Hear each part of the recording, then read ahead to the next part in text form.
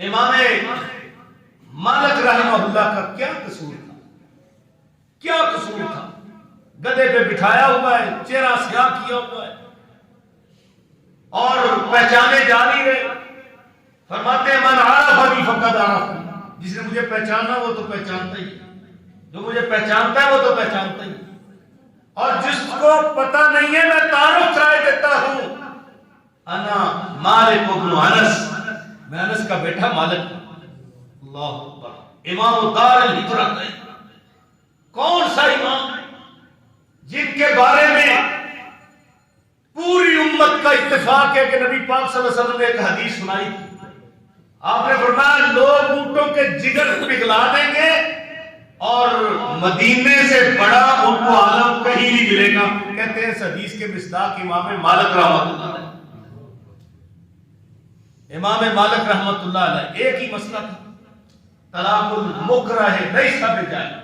کسی سے گن پوائنٹ پر طلاق لی جائے تو طلاق جائز نہیں، مجبور کر کے اقرار کے ساتھ طلاق لی جائے اس کی طلاق جائز نہیں. مسئلہ تو ایک ہی تھا. اس میں کوئی مداہنت کر لیتے، اس میں کوئی لچک پیدا کر لیتے، لیکن یہ دین کا مسئلہ تھا، یہ قرآن کا مسئلہ تھا، یہ حدیث پاک کا مسئلہ تھا.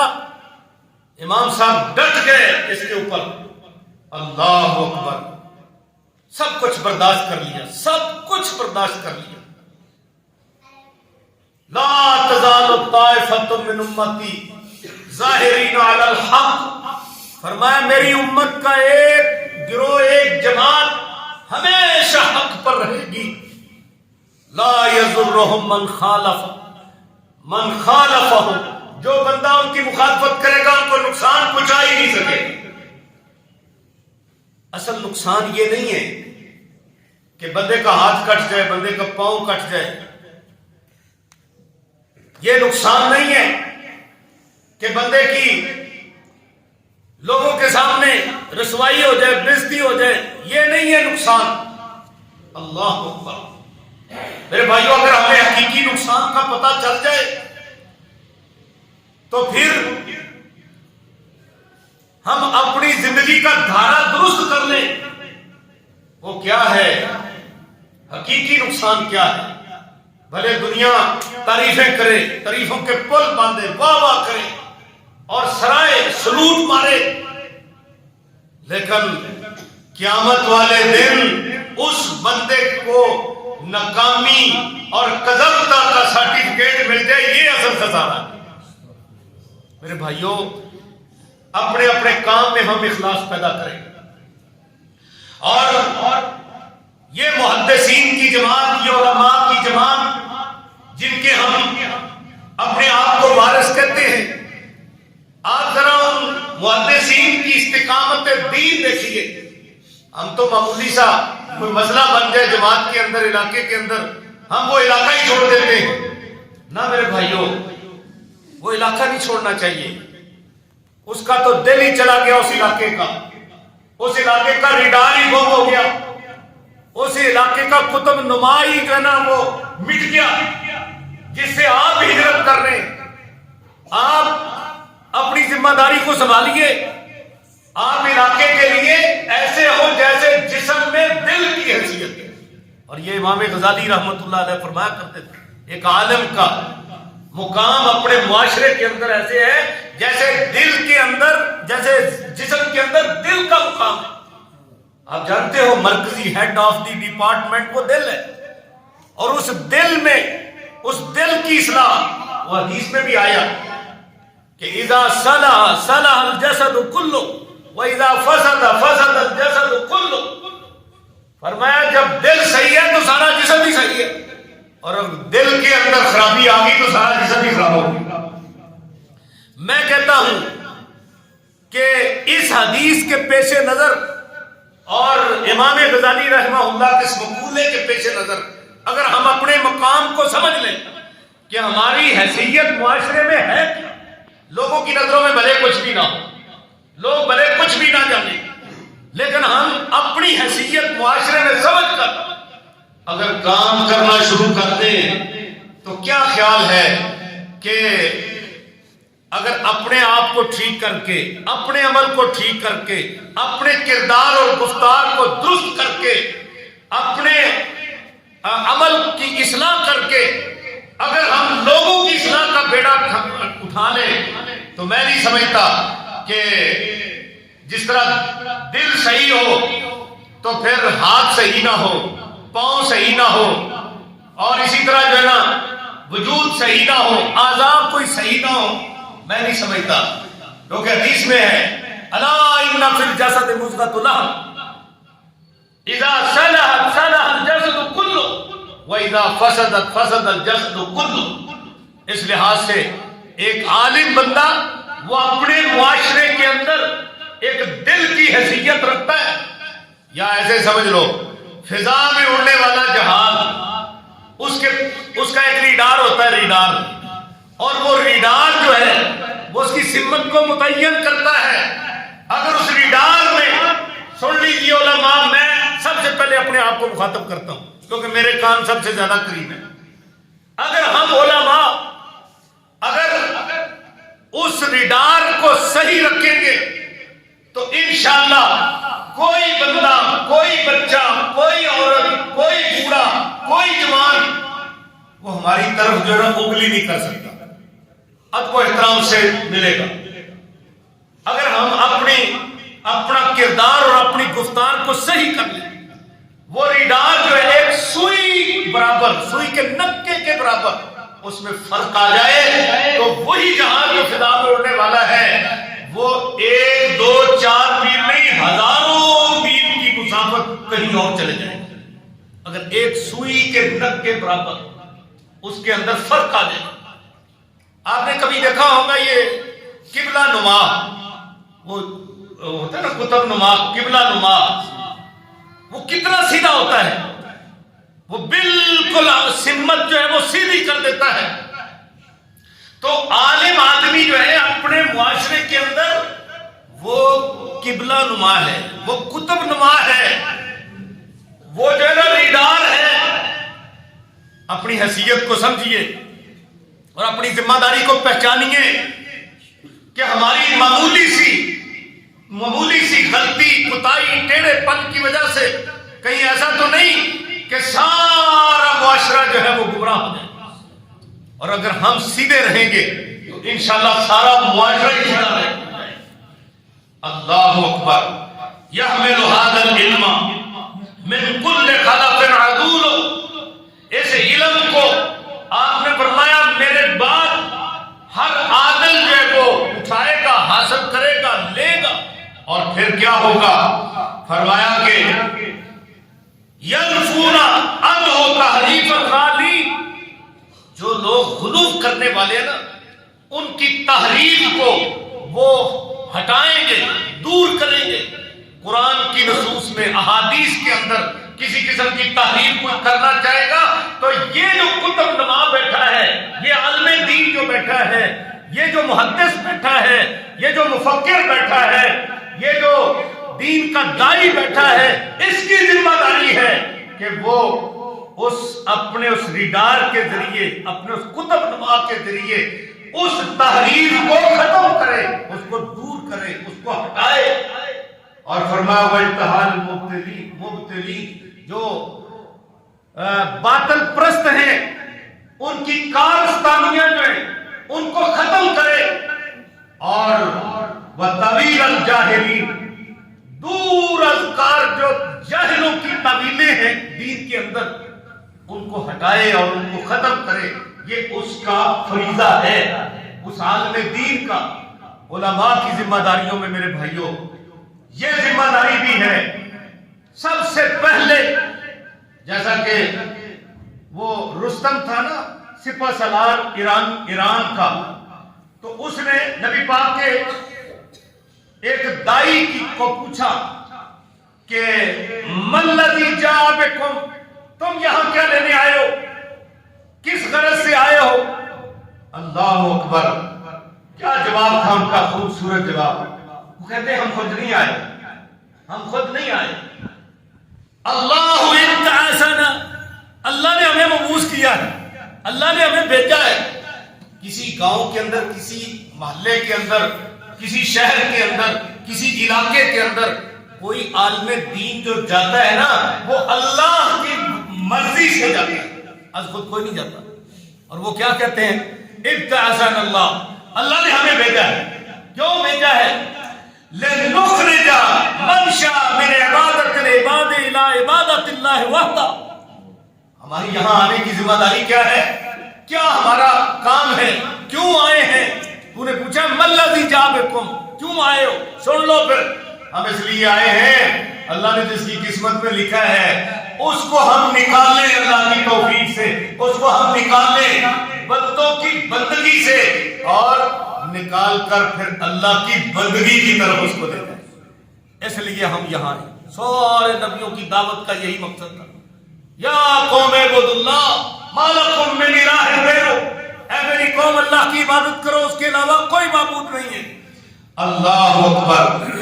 اور پھر جو عالم بندہ ہے، جو اپنا مقام پیدا کر لیتا ہے کسی بھی علاقے کے اندر، اپنا مقام، اور مقام اس کا پیدا ہوتا ہے اس کے کریکٹر سے، کردار سے، گفتار سے۔ جب مقام پیدا کر لیتا ہے تو پھر اس کی بات کا جو اثر ہے وہ سب سے زیادہ ہوتا ہے۔ کیوں ہوتا ہے بھلا؟ اس لیے کہ اس کا کام اپنے ذاتی مفادات نہیں، اس کا کام ہے اللہ کے دین کی خدمت۔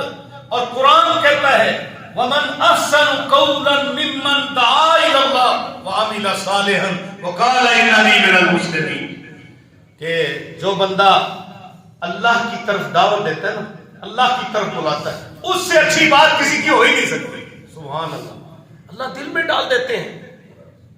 شیخ عبد القادر جیلانی رحمۃ اللہ علیہ کے بارے میں آتا ہے کہ ایک مرتبہ ان کے احباب کافی تعداد میں بیٹھے تھے، شاید ان کا کوئی واعظ کا پروگرام تھا، تو ایک بہت بڑا صاحب علم آدمی آیا اور اس نے آ کر کوئی آدھ پون گھنٹہ اس نے تقریر کی، واعظ کیا، اور لوگ سنتے رہے، لیکن آدھ پون گھنٹہ کی واعظ کرنے پر جو سامعین تھے ان پر کوئی اثر نہ ہوا۔ خیر پھر شیخ عبد القادر جیلانی رحمۃ اللہ علیہ بیٹھے، انہوں نے ایک ہی بات کی، ایک ہی جملہ بولا، اور جب وہ جملہ بولا تو جو سامنے بیٹھے تھے وہ زاروں قطار رونے لگے۔ اللہ اکبر، ایک جملہ، اور وہ کیا کہا بیٹھتے ہی؟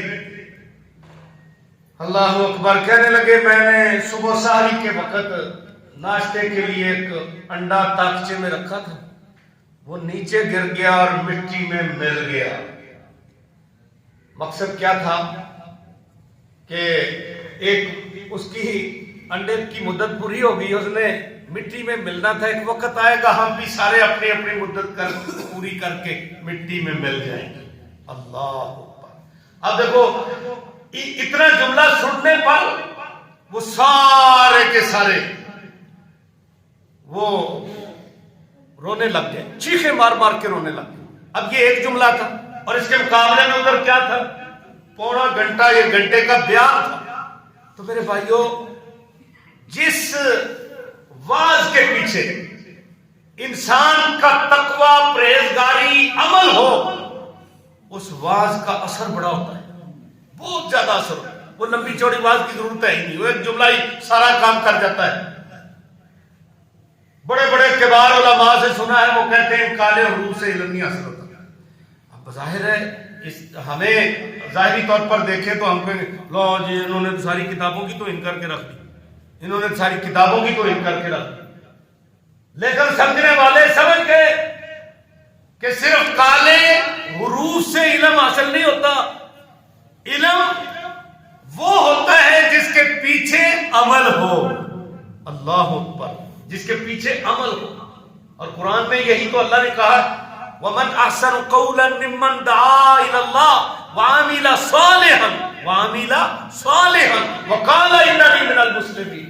اور آپ یہ ذرا تجربہ کر لیں گے، ہو بھی چکا ہوگا آپ کا تجربہ، کہ ایک ہوتا ہے کردار، ایک ہوتی ہے گفتار۔ گفتار کا معنی واضح نصیحت، کردار کا معنی عملی صورتحال۔ بسا اوقات ایسا ہوتا ہے کہ اس وعظ و نصیحت کی نسبت جو انسان کا اپنا کردار ہوتا ہے نا وہ مؤثر ہوتا ہے، اور جو ایک عالم دین ہے نا وہ صاحب بصیرت ہوتا ہے، صاحب بصیرت، وہ دیکھتا ہے کہ یہاں میں نے اپنا کردار پیش کرنا ہے، یہاں اپنی گفتار پیش کرنی ہے، وہ بصیرت کے ساتھ دعوت دیتا ہے۔ یہ نہیں ہے کہ جہاں واز اثر کرنا ہے وہاں عمل کرنا شروع کر دے، اور جہاں عمل کرنا ہے وہاں واز کرنی شروع کر دے، تو وہ معاملہ جو ہے نا پھر الٹ ہو جائے گا اس لحاظ سے۔ اور بسا اوقات ایسا ہوتا ہے کہ کبھی گفتار کی نسبت بھی کردار جو ہے وہ زیادہ اثر کرتا ہے، اور اس کی کئی مثالیں جو نا حدیث میں بھی ہیں۔ نبی صلی اللہ علیہ وسلم نے صلح حدیبیہ میں کیا کہا تھا کہ جانور ذبح کر دو بھی چلے واپس، جانور ذبح کر دو واپس چلیں، حجامت کروا لو واپس چلیں، کیونکہ معاہدہ ہو چکا تھا، شرطیں لکھی جا چکی، ایک مرتبہ کا، دو مرتبہ کا، تین مرتبہ کا۔ تو صحابہ کرام جو ہے نا وہ بڑے ہی پریشان ہیں، پہلے تو شرطیں ساری اپنے خلاف، اور پھر یہ آپ نے کہہ دیا کہ جانور ذبح کر دو اور واپس چلیں، تو پریشانی کے عالم میں جب آپ گئے اپنے خیمے میں تو آپ نے کہا کہ بڑی پریشانی ہے، میں نے 2-3 مرتبہ کہا ہے، تو ازواج مطہرات کہنے لگی اللہ کے رسول آپ چاہتے ہیں کہ یہ ذبح کریں؟ جی میں تو چاہتا ہوں۔ فرمایا پھر آپ ایسے کریں کہ آپ نا باہر نکلیں، اور باہر نکل کر پہلے آپ قربانی ذبح کریں اور پھر آپ حجامت بنوائیں، تو پھر دیکھنا یہ کریں گے۔ تو آپ نے ایسا ہی کیا اور سب نے ہی جو ہے نا قربانیاں کر دی اور حجامت بنوانی شروع کر دی۔ تو مطلب کہنے کا یہ فتح مکہ کے موقع پر بھی ایسے ہوا، ایک بندے کا روزہ تھا تو وہ روزہ جو ہے نا وہ اس کو تنگ کر رہا تھا، اس پر بیہوشی طاری ہو گئی۔ اب میں کیا ہوا؟ کہنے لگے جی اس طرح اس کا روزہ تھا تو اس کی وجہ سے بیہوشی آ گئی، آپ نے میں ایسے کرو روزے افطار کر دو۔ رمضان المبارک میں جا رہے تھے، فرضی روزے تھے، فرمایا افطار کر دو۔ اب کیا ہوا کہ آپ نے جب ان کو کہا روزے افطار کر دو تو صحابہ کہنے لگے کہ ابھی دن تو غروب ہونے والا ہے، سورج تو غروب ہونے والا ہے، دن جانے والا ہے، تو ہم تو پریشان نہیں ہیں، لیکن ادھر نبی صلی اللہ علیہ وسلم کا حکم تھا، 1-2 بار آپ پریشان ہو گئے۔ ام سلمہ رضی اللہ تعالیٰ عنہا نے کہا کہ رسول اگر چاہتے ہیں روزے افطار کر دیں، پہلے آپ جو ہے نا اونٹنی پہ پانی پکڑ کے تو آپ نوش فرمائیں، پھر دیکھنا یہ سارے پیے۔ تو مطلب کہنے کا یہ ہے کہ کبھی کردار جو ہوتا ہے وہ اب یہ گفتار کی نسبت زیادہ مؤثر ہوتا ہے۔ ہم علماء کو چاہیے کہ ہم اپنی ذمہ داریوں کو نبھائیں اور اپنا کردار لوگوں کے سامنے پیش کریں۔ ہم پہلے علماء کو دیکھتے لمبے چوڑے بات نہیں ہوتے تھے، وہ جو ہے نا ان کے سامنے صرف علماء کا کردار ہوتا تھا، ان کو نماز پڑھتے دیکھ کر، ان کی للہیت دیکھ کر، ان کا عمل دیکھ کر، ان کا نیکی اور تقویٰ دیکھ کر اتنا اثر ہوتا تھا کہ وہ سارے کے سارے لوگوں کی اصلاح ہو جاتی۔ تو اس لحاظ سے میرے بھائیوں ہمیں اپنا کردار پیش کرنا ہے۔ علماء کی ذمہ داریوں میں یہ بھی ذمہ داری ہے کہ ہم جس ادارے سے فارغ ہوئے ہیں، جس ادارے سے ہم نے کسب فیض کیا ہے، اس ادارے کو ہر وقت اپنی دعاؤں میں یاد رکھیں۔